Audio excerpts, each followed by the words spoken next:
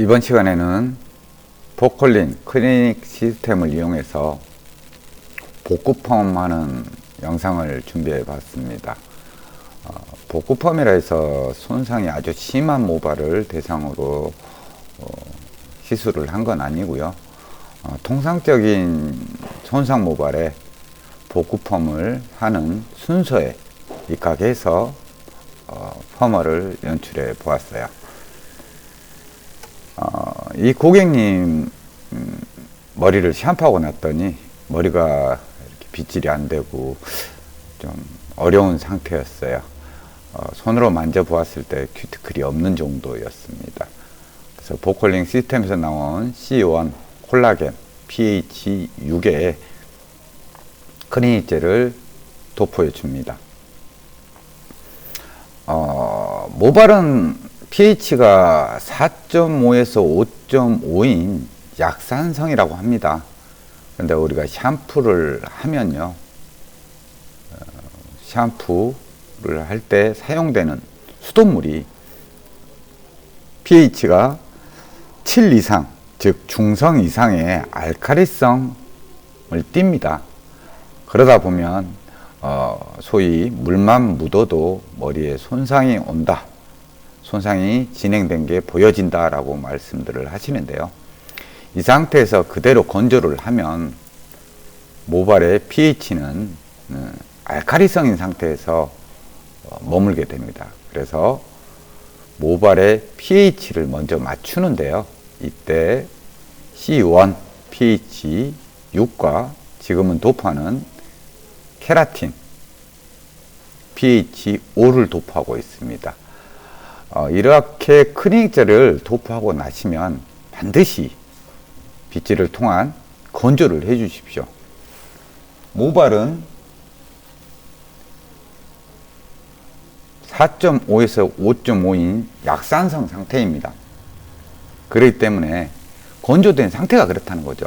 그래서 pH를 6, 5, 4 이렇게 단계별로 손상모에 도포해서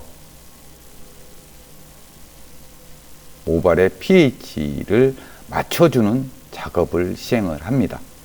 물론 단순하게 C4인 복합 아미노산을 바로 도포해서 pH를 4로 떨어뜨릴 수도 있습니다만은, 이렇게 되면 모발이 단단히 조여지면서 안쪽으로 단백질이 유입되기 어렵습니다.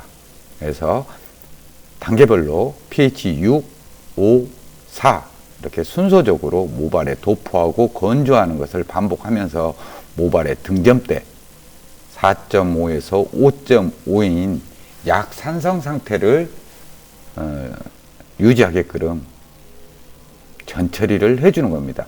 이게 이제 통상 손상이 극도로 온 모발에 하는 전처리제라 할 수 있습니다. 이걸 응용하자면 손상도에 따라서 C1 pH 6, C2 pH 5, C4 pH 4 이 셋 중에 어느 하나만을 먼저 도포해서 전처리제로 사용하실 수도 있습니다. 지금의 경우는 복구펌을 하는 레시피라고 얘기를 드릴 수 있죠. 그래서 전처리제로 충분히 모발의 등점대를 맞추면서 콜라겐과 케라틴을 도포해서 모발에 빠져나간 간측 물질과 단백질을 보충해주는 전처리 작업을 했고요. 이렇게 완전히 건조된 모발에 펌제를 도포하는데요, 펌제는 열펌제면 어느 것든 상관이 없습니다. 건강모와 손상모를 구분해서 약을 도포하는 시간차를 이용하실 수도 있고요, 도포된 펌제에 클리닉 젤을 믹스해서 도포하는 것도 방법 중에 하나입니다. 지금 도포된 펌제는 신생모 쪽에는 열펌제인 아이론 펌제가 도포됐고요, 기연부 손상이 매우 심각하게 일어난 손상모 부위에는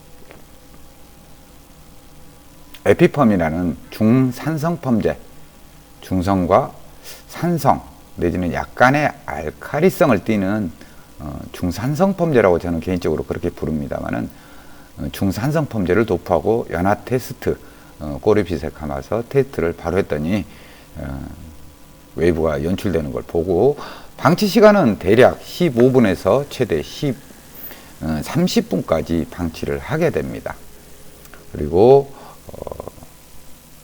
중간 헹굼을 하죠.